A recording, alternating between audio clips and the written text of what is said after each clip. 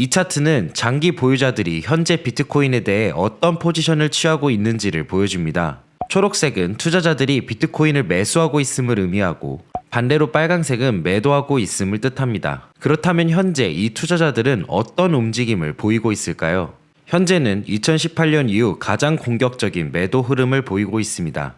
평소 강한 확신을 가지고 변동성 속에서도 비트코인을 장기 보유해왔던 투자자들이 역사상 최대 규모로 비트코인을 매도하고 있습니다. 이와 유사한 수준의 매도는 지난 8년 동안 단 4번뿐이었습니다. 2024년 3월과 2024년 12월 이 두 시점에 비트코인은 약 30%에 달하는 조정을 겪었습니다. 그 이전으로는 2021년 2월 비트코인이 약 75%에 달하는 약세장에 진입하기 직전이었고 더 거슬러 올라가면 2018년 12월 비트코인이 중요한 바닥을 형성하던 시기였습니다. 이처럼 장기 보유자들의 대규모 매도는 과거에도 비트코인의 중요한 변곡점을 자주 의미해 왔습니다. 최근 비트코인은 사상 최고가 대비 약 35% 이상 하락했으며 이 신호가 2021년과 유사한 또 하나의 본격적인 약세장의 시작을 의미하는 것은 아닐지 우려하는 투자자들도 적지 않습니다. 하지만 지금 비트코인이 실제로 어떤 위치에 있는지를 이해하려면 비트코인의 상승장을 이끌어온 두 가지 핵심 거시적 요인을 반드시 살펴봐야 합니다.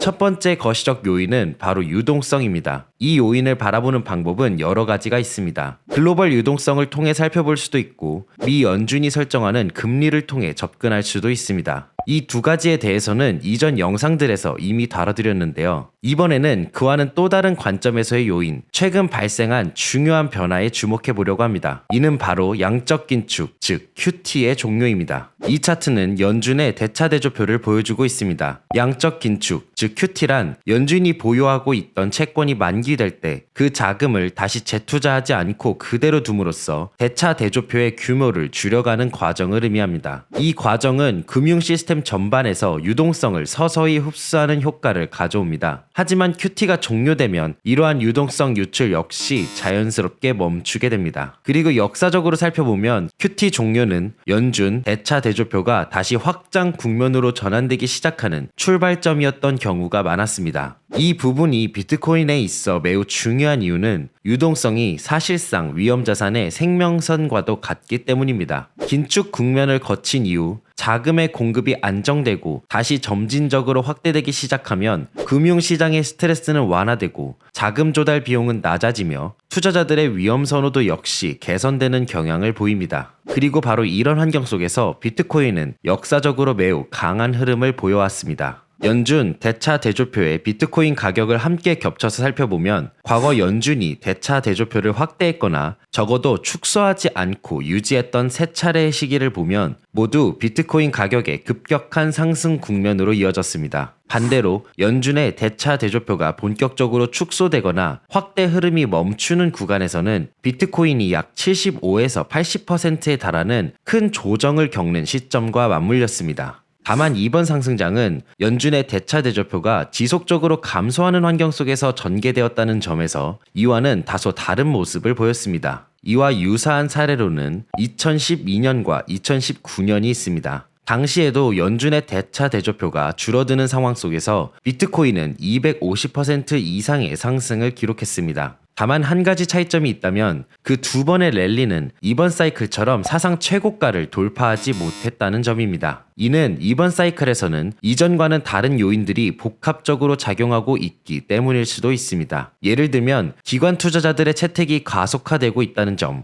디지털 자산을 핵심 재무자산으로 편입하는 기업들의 수요 증가, 그리고 각국의 국부 펀드들이 비트코인을 점진적으로 축적하고 있다는 흐름 등이 복합적으로 작용하고 있을 가능성이 있습니다. 또한 과거 두 차례의 QT 전환 국면을 살펴보면 QT가 종료된 이후 수주간은 비트코인이 추가적인 변동성을 겪은 바 있습니다. 그러나 두 경우 모두 이는 상승장의 종료가 아니라 상승 사이클 안에서 나타난 중간 조정에 가까웠고 이후 다시 강한 상승 흐름으로 이어졌습니다. 따라서 현재 연준이 다시 한번 대차대조표 확대 국면에 가까워지고 있는 상황에서 비트코인은 다시금 보다 우호적인 환경으로 접어들고 있을 가능성이 높아 보입니다. 다음 살펴볼 중요한 두 번째 거시 요인은 바로 경기 사이클입니다. 비트코인은 일반적으로 유동성이 증가하고 금융 환경이 우호적인 경기 확장 국면에 진입할 때 가장 강한 성과를 보여왔습니다. 이를 가장 명확하게 추적할 수 있는 지표 중 하나가 바로 ISM 제조업 PMI입니다.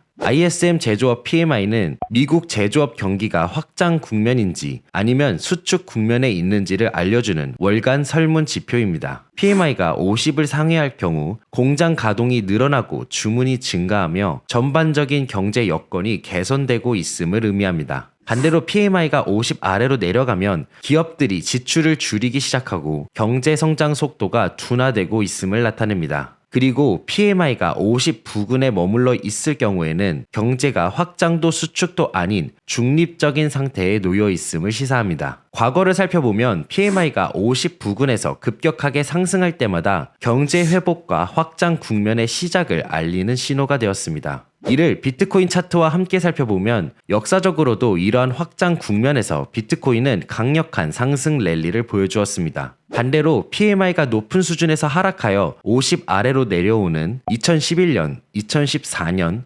2018년, 그리고 2021년과 같은 경기 수축 국면에서는 비트코인이 아주 큰 폭의 조정을 겪는 경우가 많았습니다. 그리고 이번 비트코인 사이클 동안 PMI는 전반적으로 50 수준에서 횡보하는 흐름을 이어오고 있습니다. 다시 말해 현재 비트코인은 경제가 사실상 중립적인 상태에 놓여 있는 구간에서 상승해 왔다는 의미입니다. 이는 과거의 전형적인 상승장과는 상당히 다른 모습입니다. 기존의 상승장들은 경제 활동의 뚜렷한 회복과 확장을 동력으로 삼아 전개된 경우가 대부분이었기 때문입니다. 하지만 만약 PMI가 이 지점에서 다시 상승 전환하게 된다면 과거 비트코인의 강력한 상승 랠리의 기반이 된 거시 환경과 유사한 조건이 다시 형성될 가능성이 있습니다. 그리고 바로 이 지점에서 연준의 대차 대조표가 다시 한번 중요한 역할을 하게 됩니다. 비트코인 가격 대신 연준의 대차 대조표를 기준으로 살펴보면 두 지표 간의 관계는 매우 명확해집니다. 연준의 대차 대조표가 축소될 때 전반적인 경제 활동은 둔화되는 모습을 보여왔고 반대로 대차 대조표가 확대될 때는 경제 확장의 출발점이 되는 경우가 많았습니다. 연준은 자산을 매입하고 대차 대조표를 확대함으로써 금융 시스템의 유동성을 공급합니다. 그리고 이러한 자산 매입은 차입 비용을 낮추고 유동성 환경을 완화하며 신용 창출을 지원하게 되는데 이 모든 요소들이 경제 활동을 촉진하는 역할을 하게 됩니다. 이제 양적 긴축이 종료 국면에 접어들면서 경기 사이클 역시 또 하나의 중요한 전환점에 가까워지고 있을 가능성이 있습니다.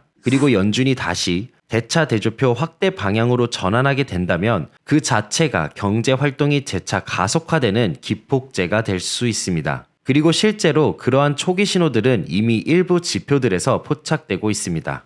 그리고 혹시 거래 수수료 절반을 다시 환급받는 방법 아직 모르시나요? 단 5분만 투자하면 평생 수수료 돌려받는 셀퍼럴 선택이 아닌 필수입니다. 자세한 내용은 영상 더보기란을 확인해보세요. 이번에는 연준의 대차 대조표 대신 엠파이어 스테이트 제조업 지수 중 일반 경기 상황 지수를 함께 살펴보겠습니다. 이 두 지표 사이에는 아주 밀접한 관계가 있음을 확인할 수 있습니다. 이 지수는 신규 주문, 출하, 재고 등과 같은 보다 단기적이고 즉각적인 환경 변화에 대해 제조업체들이 어떻게 느끼고 있는지를 보여주는 지표로 경제 모멘텀 변화에 대한 보다 실시간에 가까운 신호를 제공합니다. 최근 들어 이 지수는 상승 전환을 보이기 시작했으며 이는 경제 활동이 초기 회복 국면에 진입하고 있을 가능성을 시사합니다. 그리고 이러한 흐름이 PMI 지수와의 관계 속에서도 지속적으로 유지된다면 최근 나타나고 있는 기업 환경 개선 신호는 곧 경제 전반의 반등 가능성을 암시하는 신호일 수도 있습니다.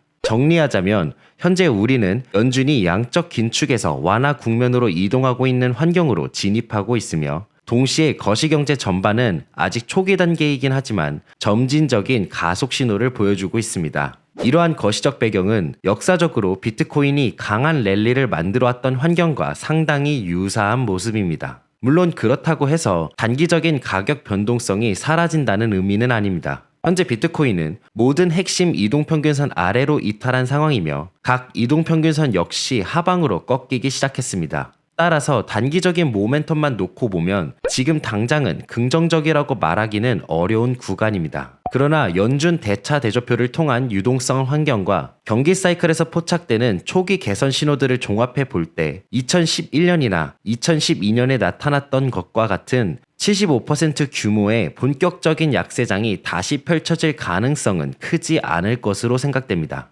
여전히 변동성은 계속해서 이어지고 있고 시장에는 비관론과 공포가 만연해 있는 상황인데요. 결국 시장의 방향성은 무엇에 달려 있는지 그리고 시장이 어떤 미래를 그리고 있는지를 이해하는데 조금이나마 도움이 되셨다면 좋겠습니다. 오늘 영상 도움이 되셨다면 구독 똑, 좋아요 똑 부탁드립니다. 감사합니다.